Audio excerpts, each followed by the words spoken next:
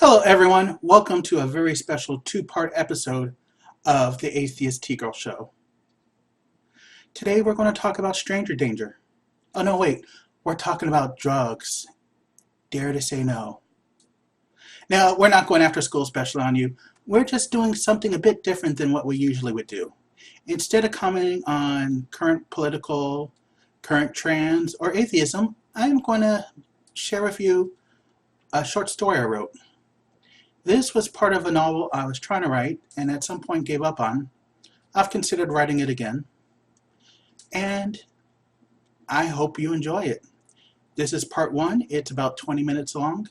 Part two is another 20 minutes, and I hope you find it interesting. Houlihan's is a good powers only bar.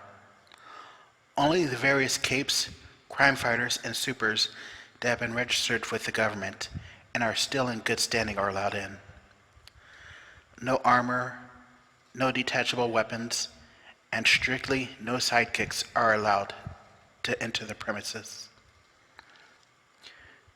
The owner, Fred Houlihan, was a street-level crime/spy smasher from the Vietnam era. He had no powers but his two fists and a well-worn bat he kept behind the bar. One would think with a mixture of powers, good or not, testosterone and alcohol, it would be a weekly mix-up. Yet as far as I can remember, there has never been a fight inside here. It is one of the few places outside of your own headquarters where you are allowed to relax and not hide your face. Everyone knew the rules. You caused trouble, you would get the bat, which despite appearing to be normal wood, has been known to knock Craig the Stone out. After the bat comes a ban, something no hero wants to experience. And then, depending on how much of an ass they had been, a follow-up visit one night from a few overindulged heroes, looking to set their colleague back on the straight and narrow. I've never been part of that visit. I'm the one that will visit you if the other visit does not work. The bar was made up to look like a British pub. Yes, I know it's an Irish name. With oaken beams, dartboards, and no jukebox. Just as a bat, there was more to this than what could be simply seen with unenhanced vision. The beams and the walls were reinforced with various types of alloy developed by the professor and his science division, all meant to protect those inside and to keep anyone from outside from seeing in. It had thick wooden doors at the front of the bar that do not really open. Fire codes are not useful for a lot, and entry was only through one of the multiple teleport pads spread across the city. The dartboards were pristine and no darts were kept on the premises. We used to have them, and I was pretty good at it. But at last year's tournament, one of the final competitors had just been a bit too eager in his throw. A small dart giving enough inertia, like, let us say, just a tad under light speed, has a lot of kinetic potential. Instead of the winner receiving the pot, it had to be used to repair most of the women's department of the Vila's clothing store next door. The final difference between this bar and the pub it pretended to be was beer. It was served cold, not warm, as spit as the Brits did. Those beers during World War II tend to give me more nightmares than any of the actions I had to do during it. Fred, the owner of the infamous bat, bar, and a right hook that was phenomenal during his time, believe me, I've received more than one of them during a misunderstanding, came up to me on my third pint. It was a regular bitter and not one of them enhanced drinks he served. Oh, I did forget to mention that. The drinks were another difference between Houlihan's and a pub with a view of the Thames. A lot of our lot have quite specific tastes when it comes to our libations. You cannot expect a man made mostly of contained plasma to want a Guinness's when it's likely to evaporate before it hits his tongue. And do not try to get in a drinking match with someone who has super metabolism if they pick a weak-ass beer. You'll be under the table trying to figure out which villain was willing to go back in time and make sure you were never born, while they're happily gulping down their winnings with stronger options. That was one of the reasons most of us hung out here. Fred might look like an aged bruiser with a bulldog personality and brains to match, but he actually had quite a few degrees in chemistry. If he did not have something that would put you flat on your ass the first time you came in, he would have it for your next visit. I've had one of his 199% proofs, and from what I remember that night, it was phenomenal. Still, I was not there on a social visit, and I did not want to experiment. I just wanted to slowly drink myself into no longer thinking. Who among us were not that night? To go after one of us, well, that is expected. To go after someone's wife, to go after her, well, that's...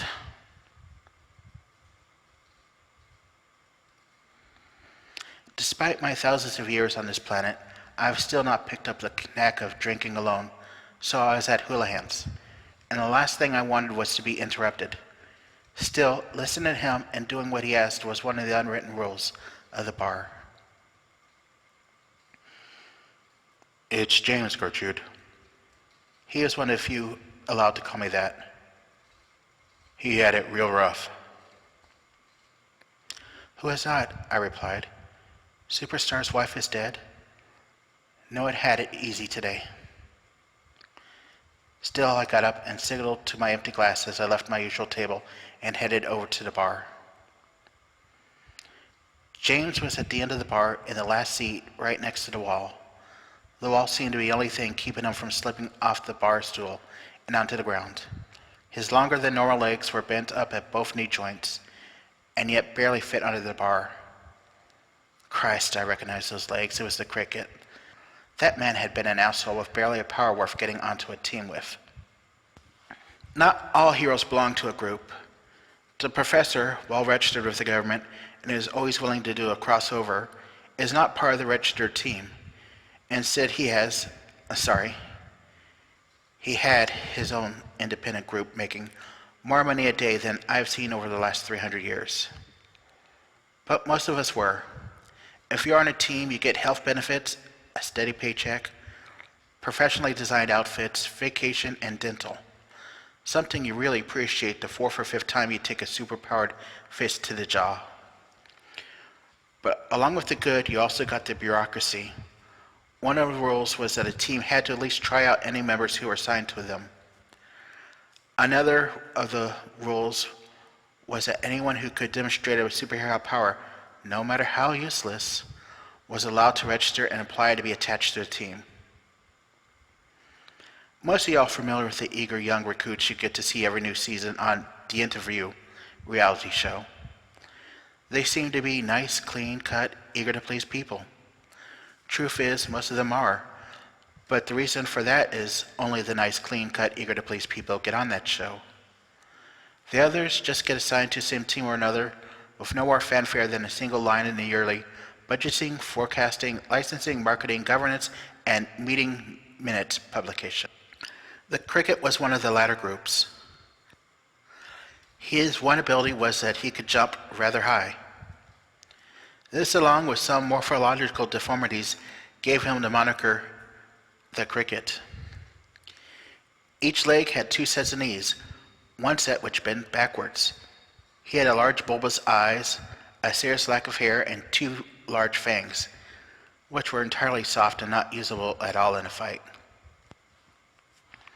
3 different teams had taken him on, and each one promptly returned him to the recruit pool as soon as the mandatory 3 months were over. It was not the lack of usable powers that did him in. Everyone knows that Jimmy Wilson, the everyman, whose only power was the ability to make his hair wave like it was windy. Yet who often gets requests to change teams?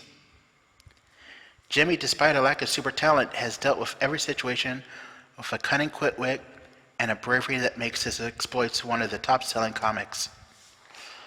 The Cricket, on the other hand, thought his power was the biggest thing since sliced bread, which, if he was in the right mood, he would try to convince you he invented. It never occurred to him the ability to jump somewhat high would not be seen as a contribution to teams who regularly have members who can fly. He was an asshole who was often referred to as Buggy. Still, there had been some hope with his fourth and final team, the Fighting Fours, or so they are called, without rancor, the Lovable Rejects. They had been the first team to take on an openly gay hero, fighters whose intelligence barely qualified above that which the law somehow deemed responsible enough to consent to being a superhero. Robots who wanted to be human, and they had turned each of them into household names, paving the way for others. I sat down and looked over at James' face. It was thinner, his eyes already starting to bulge, and hair was falling out in clumps from his head. His mouth was slightly deformed with two fangs that, while not usable in any way, were permanent enough to call drool and a lisp. Handing him a napkin, which he wordlessly used to wipe up the pool of spit, I asked, "James, or is it the cricket now?" "James, just James," the voice changing noticeably, even with a short sentence. His baritone eloquence was gone, and in its place was a thin, whiny annoyance. It might be James still in charge, but it would not be for long. "Who was it? Who did you fight yesterday?" That would be the question heroes of this generation would remember. Who did you fight that day? No one would need to ask which day, as we all knew it referred to the day Superstar's wife, Nancy, had died. The main fight that day had been a multi-hour-long slugfest that arranged up and down the East Coast between Superstar and his Prime Minister, Dr. Stefan. While pretty much everyone else had been tied up with distraction fights planned by Dr. Stefan to keep us busy and unable to help Super. Unnoticed till that night, a non-fight became the most important event of that day.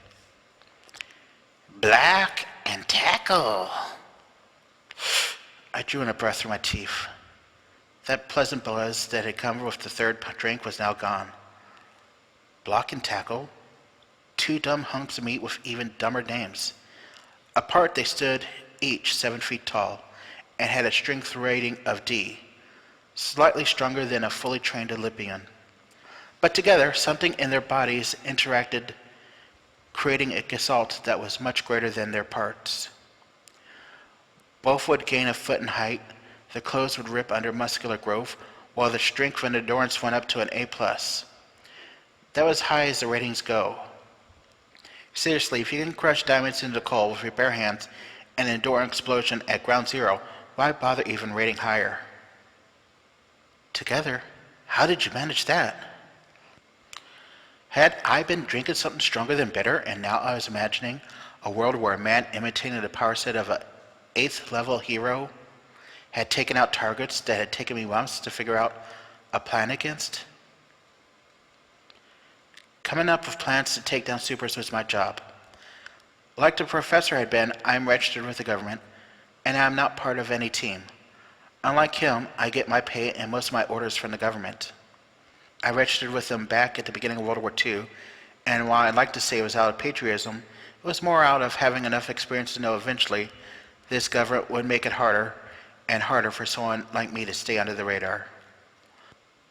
Voluntarily registering in a time when no one was registered had gotten me some good terms, and I was even protected during the various post-war witch hunts, which had worked to root out communism, collaborators, and deviants, which is what they called lesbians and gays back then. Post-war, I'd been given an assignment that I found challenging enough for me to stay with the government. I was tasked with keeping the rapidly growing heroes in line. Every new hero got a file in my office, and inside each file was a plan on how I could take them down. They work. I've had to test a few, but for the most part, I've never had to use them. Usually waking up in the middle of the night and finding me in your room usually gets a hero who is off kilter corrected and fighting a good fight again. Unofficially, I also kept files on the bad guys. What can I say? A girl's gotta have her hobby. I have plans to take out Block and Tackle, but they involve luck, grease, and a modified tow missile. I could not imagine a way that a man who could jump somewhat high could do it. Thousands of years of experience or no, I'm not someone who's immune from learning from my youngers. Fighting Force and the Mighty Cricket. That was not their name, and I never ever heard the adjective mighty attached to the cricket. I gave a slight laugh, one that I knew James would find attractive, and regretted it instantly when I saw Cricket's leer in response. No, seriously, how? You jump over them till they got bored, Cricket? James! Just James! He said with full force, and for a moment the fangs shrunk, and a pair of knee joints oddly cracked as he changed back to straight bone. James was certainly fighting, but we all knew it would only be a bit after all. Why else would Fred sent me here? All of James' teammates, Alliance Squared, were in a hospital after yesterday, and I had a personal connection to the fighting force. Seriously, it was the cricket. The stupid idiot was always bragging about how high he could jump.